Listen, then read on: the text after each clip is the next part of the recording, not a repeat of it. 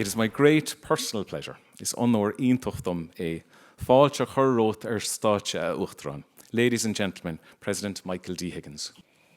We're in a Galway, a building Oireachtas, a colúdar na Hilscoile, a building Cola na Galway, Uachtaráin, Alscoil na Galway, sa córte Iliag, agus cuireann sé ósaram go spéisialta ír coileacha colin sa agus tá me Harvard díochtaí fas an honor atá over an ar a menu. May I just begin by thanking the University of Galway President Professor Peter McHugh, agus ach go háirithe mo dín cara garad ó túthaigh an méide tá ráiteacha mar tá an ceart aige hálamúid an seo I nídí seo go dún céad láisin agus ón amse rá is tá dín cóideas adrin. Agus as cuihann lam leanann sé mar nuair a bhí mé ag eagrú mar hampla an scráis sin macnamh Genevieve gur cuasa etic an fiarhaid phlé. Is garad a bhí mar fuinse agus mí mar fuinse Tácní bhain táceacht ach ar aon rud éile scoláireachta ar an rud ar fad agus na rána rinne go síd session a thug sé cólatam. Agus go málam is a intasca is áthas arm builde poitsin leocht ebre condan seo.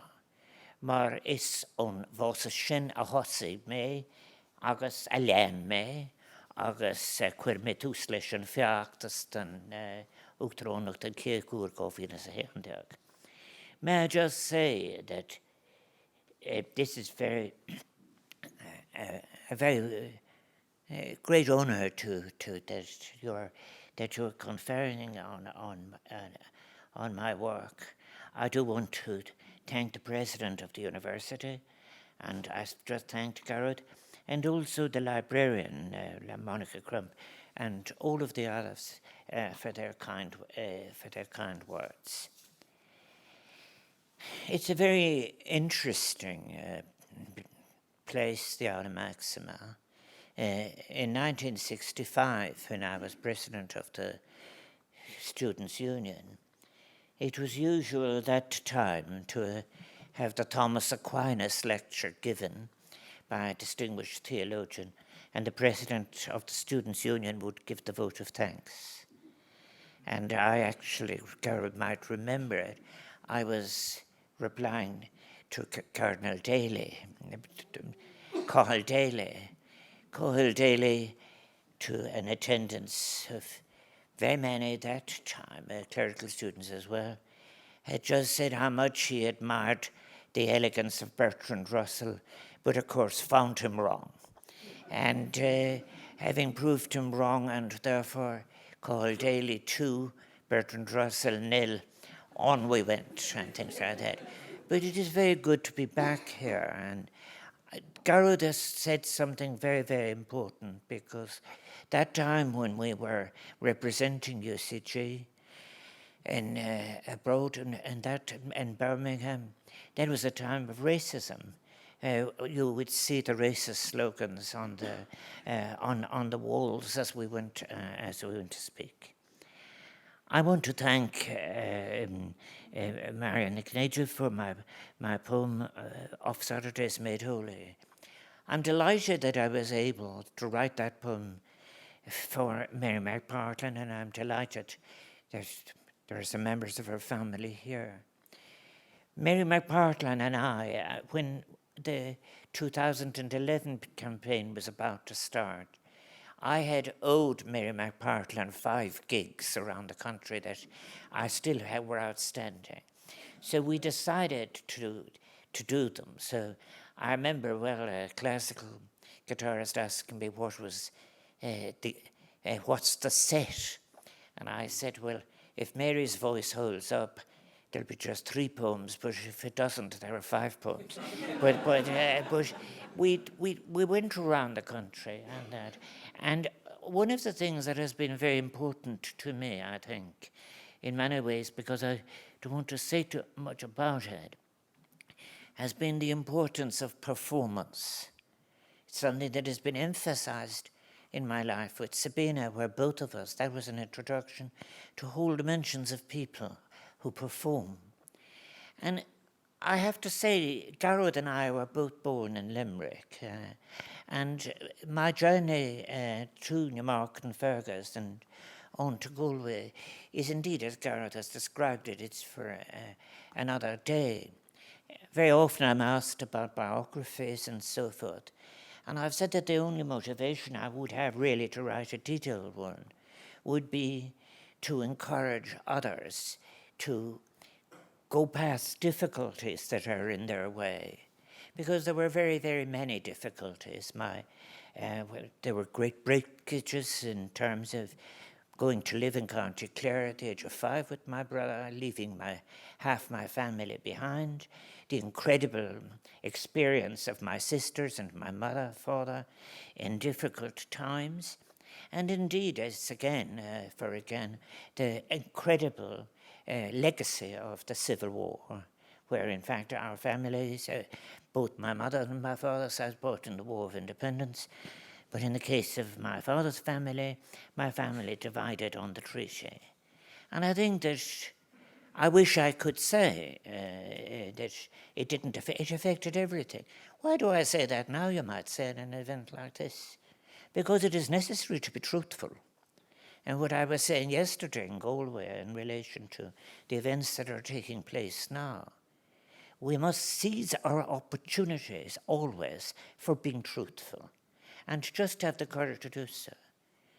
I'm delighted that Morgan Quinn is here in many cases, and she said, gave me a great compliment once. It was after a very speedy debate in Dolearn after the cancellation of the if you like, the illegality of same-sex relations. And you could have seen the speed with which that went through the Dáil, I think about 8 minutes. But she was mentioned it afterwards, is that when we came back to Galway, she thanked me for the support. And that is another thing that I think I want to express my gratitude to those who agreed with me and didn't agree, but the relationships we had. We had very, very positive relationships, because whatever our particular nuance on the thing, we were about trying to make very significant changes in a difficult and conservative time. I remember very well, it's very interesting, about arriving here. I had worked in a factory in Shannon Airport with my brother, and he was in a different factory. But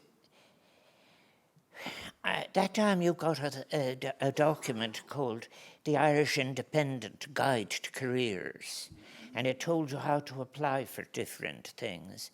And I applied for the ESB, for the thing. And very interesting about it was that I got called to a place called Newtown Smith, and I had no idea where it was. Was it in County Galway at all? And then I got a lift with that time from Ballycart into, and then a brother Killian gave me a lift from Gort. And I had arranged to stay with a woman called Mrs. Coughlin, who had a house that had the exotic name of St. Walburga's. I spent a lot of time working about what St. Walburga was supposed to do, but at any event, very, very, very often, that was it. And that time in the ESB, it was a great benefit. And I learned from something that was very important. And that was that the importance of friendships. It was near at the time of the end of the rural electrification. And I was working in the wages section as a clerk, grade 8. And so I'm grade 8 retired. and but it meant that because I was that time, you were delivering wage, I knew all of the different people at the different grades, from the people who climbed the poles to the people who mended things. At that time, it'll tell you, we weren't in an age of obsolescence. People would come in with their electric kettle to have the element changed. And it was quite but there was a wonderful something that I learned. It was my first trade union, the ESP-OA. And that time and all years afterwards, the care that the workers had for each other was something that was profoundly, to me it was incredibly important. But all of that time, the university had great walls around it. There was no free education, needless to say. And I think it is important, people like the ESP and the semi-state bodies would try to get transfers to Dublin, because there were night courses in Dublin, and you could qualify at night, and it would help your career. And it was quite a struggle to get, in fact, actually such courses available in Galway. But when we came that day, I remember Lima Bukla being here and I handing in an application form to him. And I think I had my name in English, Faras Kundan Clargus Nilindishe on Radashtakunelia. He was in continual agony for the Irish language at the time and for the state of the economy. And it was very amusing, very good. We had a good relationship. Later on, my first appointment, I think, was as a temporary assistant in economics. And at that time, we gave lectures in Irish and in English. And I was staying in Mrs. O'Connor's at that stage. And he was chairman of the Senate. And if he was stuck in the Senate and anything, a message would come in under the door in O'Connor's. On Mula to Stock the Lochton Tree of Lane. And I would get on my bicycle, President, and I would find out where is he at this stage and this and that. And I would give a lecture.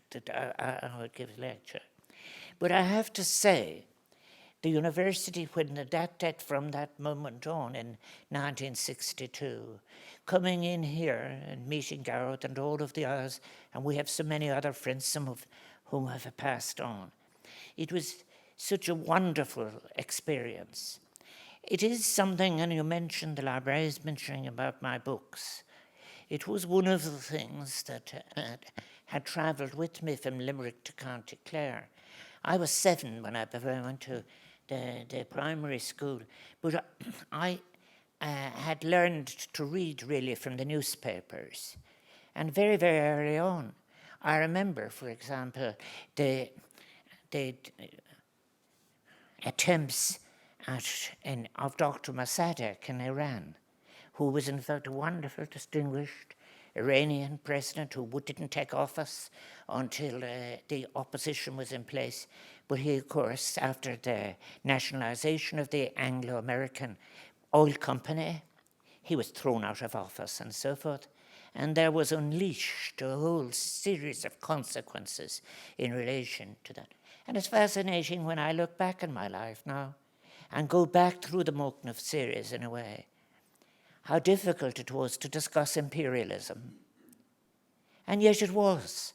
This is the kind of, you keep coming back to the same decisions of inability of people to regard people as equals, to regard people as in fact enjoying the same rights. So I had begun early in relation to my interest in rights. We were indeed, as has been said, establishing sociology for the first time. Reverend Professor Edmund Dugan and Donal Igo is here, I noticed, and others. But I remember Edmund saying to me one time about it, indeed after I'd come back from the United States and Manchester, whatever, the students, Michael, tell me that you took it all apart for them. But did you put it back together again? And I don't think I did put it back in quite back in the quiet way. But I should say something about how the connection that time between Galway City and the university and how important it was to me in many, many ways. The O'Connor family in St. Mary's Road were like a second family to me. And only the last few weeks I attended the funeral of Tom O'Connor. And all of that family, there was a connection between the landladies. If the cabbage wasn't good on a Saturday, sure it'll do the students. But the point about it, the point about it was, yes, there was that connection. And it is just it was just very, very, very, very important. We all knew each other. Also, I think, and it was very, very important, at this stage, the walking the prom hadn't established itself, but it was a big adventure to go out past Sea Point as it was then and walk with my friends Maurice Canty and Seamus O'Connell and Mickey O'Connor and Johnny O'Sullivan going out to Salthill and back. But all of that time, I remember in those years in the ASP, coming back late at night and wondering how could one go on. I had got, after all, 7 honours in the leaving. I had 90% in some of the subjects. But there was no possibility of people like me, there was no free education, of going on to university. And I actually began studying course and works accountancy by correspondence and so forth. So therefore the change, what it meant, when you got free education, and it is such to the great credit of those who brought it in. You suddenly then had, in 1968-9, I was at that stage at Manchester University and I'd moved over to anthropology. But what is most interesting was, Garrod will know as well, you suddenly had all these students whose parents had never been near a university or whatever. You had all these students who were finding access to education for the first time. And this meant the embargo was lifted and we all began working together about 1969-70. And it was such a huge, huge atmosphere in many ways. It was I'm sure in many cases, for example, when we established an extramural program that went north as far as Letterkenny, south as far as Ennis, over as far as Moat. I remember people saying, is this something the university should be doing? We were committed to the democratic access to education. And people like Garrett and one of the others, we would teach our courses here, and then we would, in the middle of the week, Tom O'Neill and all of the others, we'd set out around the country offering courses, and that was what we're doing.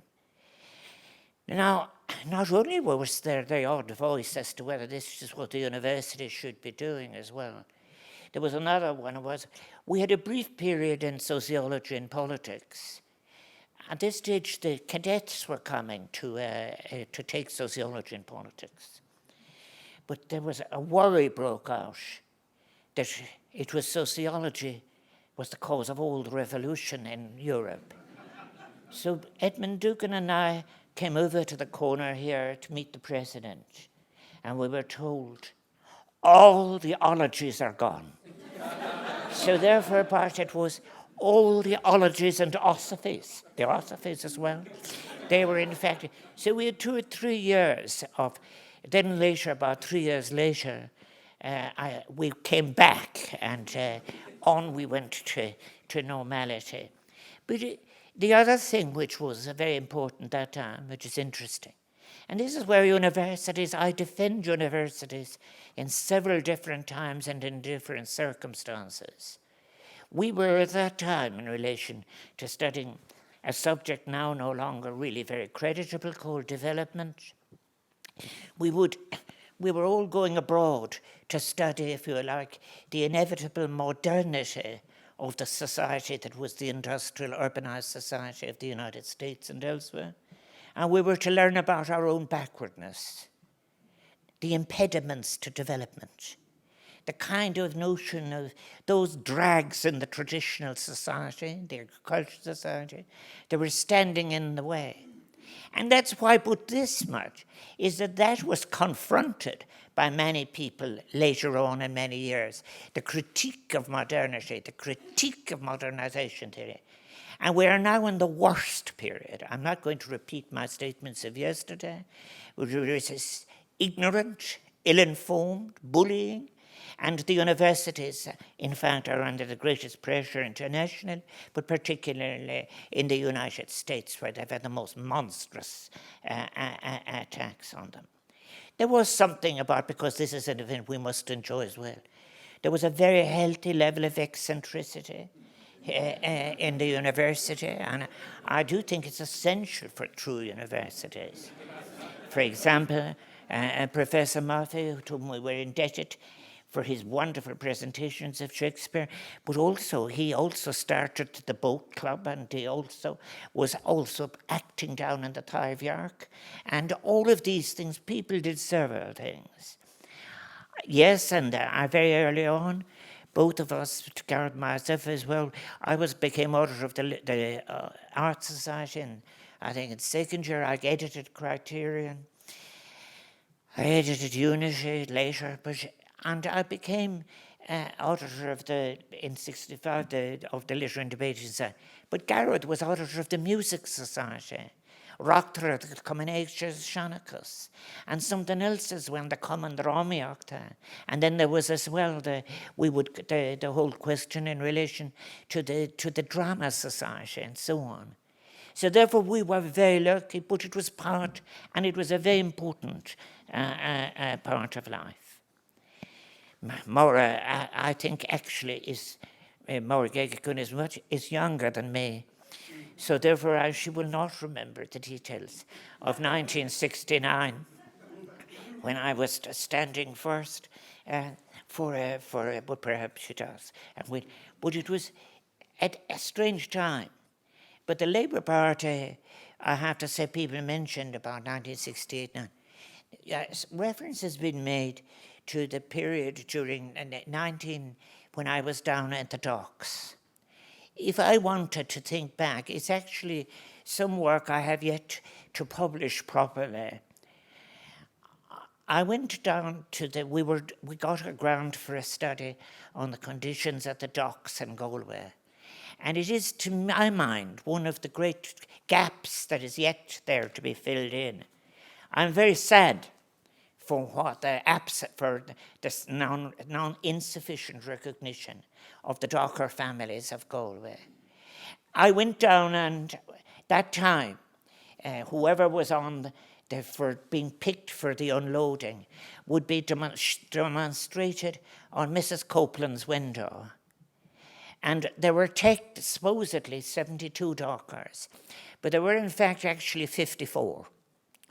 And where did the other 18 come in? There was a collective, so that when you got the tonnage thing, the receipt from the work was divided among the full 72. And I met Martin Murray down there, I remember. And Martin didn't drink anymore, and he introduced me to all of the dockers' families. And I met them all, the McDonoughs and the Carricks, and all of these others.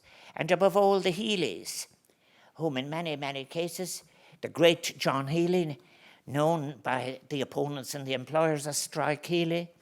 But when one looks back, when I was talking to them about the care for each other, and there was a dockers band, because this is one of the most incredible things about the go with that time, is that people had totally underestimated the knowledge of music and the interest in music that existed down through the different working categories within Galway City.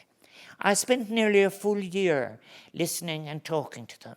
At that stage, I think, I actually was only yesterday looking at the receipts that I had from the one earned £14 for a month's work.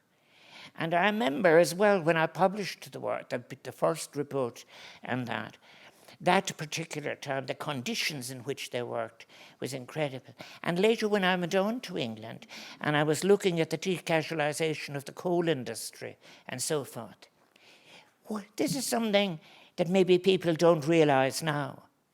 Work was regarded by them as a human activity. You expressed yourself in your work. You cared for your relationships in your work. You knew what was happening. You knew who had been injured and had no compensation. And all of that is important. And the interesting difference I noticed as I went through to my time as president is the way that people were conned into lifting, into accepting abstractions about life, listening to notions about, in other words, that people should adjust themselves to this tendency or that tendency. This, of course, I spoke about most recently, and I acknowledge Tom Boylan is here and his daughter Kira, the incredible way in which you had the Whately idea who decided that the Irish weren't just up to it. And this is something, this deadly notion of inequality, that some people are lesser. And therefore, in a university, I would say, if I was starting now, I would actually put a critique of modernity into the first year everywhere, just to expose the fallacious notion about how people can be conned into versions of the inevitable that are simply dangerous, unequal, and which have terrible consequences. I would only say, because we've had so many speeches for which I want to express gratitude. I was very fortunate, and when Sabina came, when we were establishing the community that we're here in relation to the arts. As Galway celebrates the arts, and it talks about being a cultural city, whatever, most of what was provided by those on the most precarious incomes, different kinds of social welfare scheme. They established it all. And what they loved the performance of the body, be it circuses, be it the different things that had come from abroad and so forth that they'd seen and that they wanted to see possible. And I remember Helen Bygrove was the first arts officer. And Helen and I would go off. I remember we introduced, for example, painting of murals by children. And they used to say, that's just Michael D. and his murals. And then we actually had another. We actually got a horse box with a piano, and we would bring it out to Carrow, and then we would get the tuner, and then we'd have a performance and so forth, until we were told that we were operating ultra vires by the Department and that if anyone was going to do it, it would be the VEC. But the most interesting thing was, I have always acknowledged how much I owed the Benson report in relation to arts policy. But frankly, I had been chairman for nearly 11 years of the Galway Mayo Regional Arts thing. And I actually knew what it was to the absence of venues. The idea, for example, we'd had a campaign so that Jack Garrett would know this more, about changing the floors in schools so that you wouldn't have to injure yourself if you wanted to teach dancing or learn dancing or whatever. So I have been and there were wonderful people that I want to salute. Michael Diskin, the Black Box, the Tarviark Theatre, the Druid Theatre, the Bortsconon, the Film Arts, all of these came. But there was also other quiet things. Golov Legaelge, for example. I want to say Tris Liam leis an méid that arena an bhain sin is cuivinlam, agus sí freistal na cólachtaí éasúla gíráire an Gaelge úsát, agus beidir an fógra corsús fáilse Evan Gaelge and Shaw. I do think as well, may I say this, I think Myra Layden is here, who has just been elected president of the Irish Labour History Society. I've been talking to the Taoiseach recently about saying the Irish Labour History Society desperately needs funding because it is a number of very, very valuable, and he has told me that he's willing to meet the officers of the Labour History Society.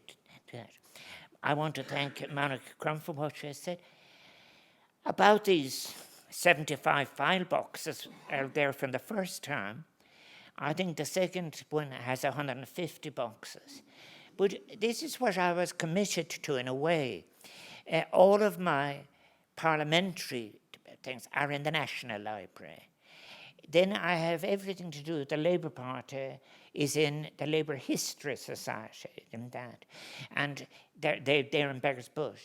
And then when I decided to make this donation in relation to it, both the papers from the two presidents' periods and a selection of the books that I have decided, I think I'm happy that so there will be a secure home. But my main aim is that they have to be access to them. And I would like all these different depositories to be able to deal with each other, so that people can they can cooperate. I think in relation to what is in them, I want to say that it is my hope when I come back, to be back living. I will be back living in Galway before the end of the year. But I think what is important in relation to books, I worry about the future in relation to what records we will have. I do think that the National Archive legislation, when it was coming through, some incredibly terrible things happened. For example, in its administration, any deputies like that more would know about the rest of it, in the Dáil or Shannon, they were told you must lock your office and everything had to be shredded. So the whole social history of all the TDs and senators and others dealt with is lost. And I do remember you have to always balance this. It was a very distinguished librarian, Alf McLaughlin, who said to me, Michael D., there is a difference between the National Archive and the National Attic. Now, even if you do accept that, we need to know the way we were. And this is something that is just wonderful to me. The young students I'm meeting, and particularly the children going through the schools, they're not interested in being dictated versions to, that. I think that's where the hope, that's where the hope is. I have said, people saying, of all the different issues, I think we're one of in incredible times. I will repeat one thing I said yesterday. I'm in a university, and a prime minister next door says we're going to produce drones that are 10 times more lethal. I began by saying, I had spoken here as a student and replying to Cathal Daly. Think of the morality of that statement. We are, whether we realize it or not, we are in moments where it is not moral to be silent. And it is necessary to say we are not going to retreat from new versions of connection between ecological responsibility, social justice, and economy. I want to thank the university for all it made possible. I remember I have lectured in the Greek hall, in the Latin hall, Terrapin 5. How many terrapins did we do, Donald? And we moved around. I was once accused when I was getting big audiences of taking all the chairs. So I would, in fact, actually, to restore good relations with the colleagues, I would have to put the chairs back so that they might. But I do think in many cases how gifted it is. I do want to say that Colin is here to thank him for his work and this cooperation, which we must have between the universities. And I have to say, I remember performing in Toronto with Dolores Keane. Well, what a wonderful, wonderful tribute it is to this event today to have Sean Keane performing. Well,